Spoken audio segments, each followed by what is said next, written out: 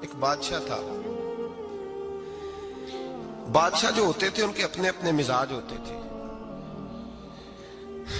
اس بادشاہ نے 4 5 6 کتے رکھے ہوئے تھے اور کتے بڑے بڑے کتے تھے اور بڑے وہ خونخوار کتے تھے, چیر پھاڑ کھا جاتے تھے, شیر جتنے ان کے قد تھے.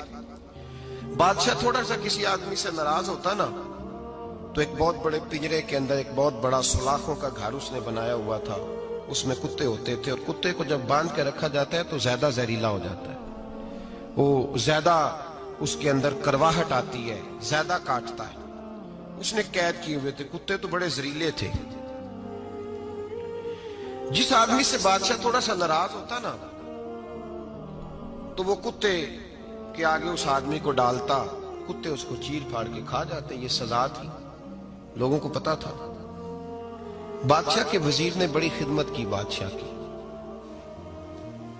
35 سال تک نوکری کی, لیکن ہر سورج نے غروب تو ہونا ہی ہوتا ہے نا, ہر چاند نے ڈھلنا بھی ہوتا ہے. اب بوڑھا ہونے لگا, وہ جو مضبوط حافظہ تھا وہ کمزور ہونے لگا, ہلکی ہلکی غلطی. بادشاہ مزاج کا بادشاہ تھا, نہیں سمجھ میں آیا تو میں نے کہا کہ لوگ کہتے ہیں ہمیں کام پیارا ہے, چم نہیں. تو رشتہ وفا کا تھا ہی نہیں.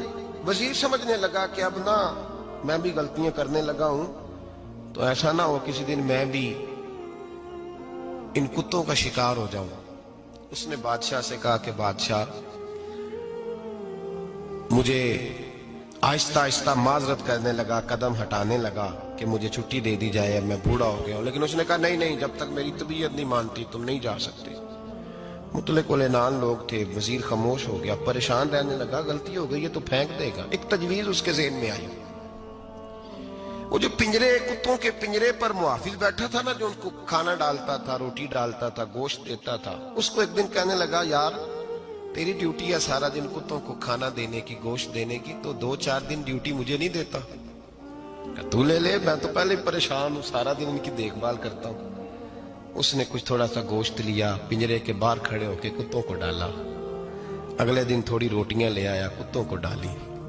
2 4 دن, ہفتہ, مہینہ, سال بھر, جتنا اس کو موقع ملا وہ دن بھر خدمت کرتا. بس وقت ایک دن آ گیا, بادشاہ کو کوئی بات اچھی نہ لگی.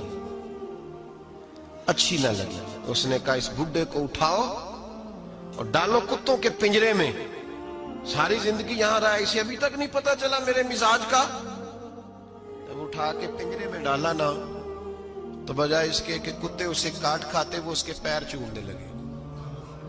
وہ پیر چومنے لگے, ہاتھ چومنے لگے, چاٹنے لگے.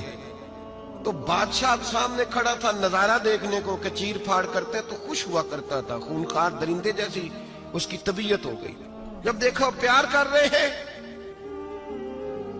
تو بادشاہ وزیر سے کہنے لگا یہ کیا ہے؟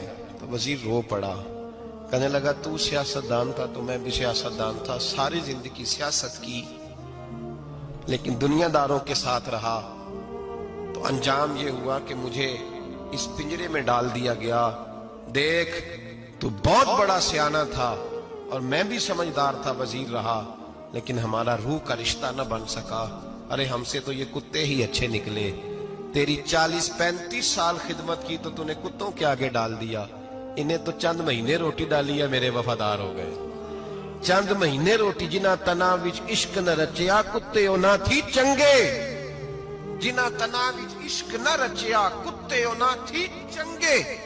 مالک دے کر راکھی کر دے سابر بھکھے ننگے. اور بابا بلے شاہ صاحب فرماتے ہیں تو راتی جاگے تے شیخ صدا میں, راتی جاگ دے کتے تے تیتھوں اتے مالک دا در مول نہ چھڑ دے.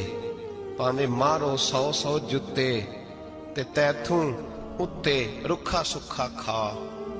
دنے جار رکھاں وچ ستے تیتھوں اتے ایک برکی دا قدر پچھانن.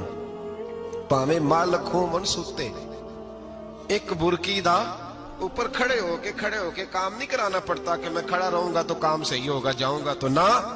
ایک برکی دا قدر پچھانن پاویں مالک ہو من ستے. پھر اپنے آپ کو مخاطب کیا, کہنے لگے اٹھ بلیا چل یار منا لے نہیں تے بازی لے گئے.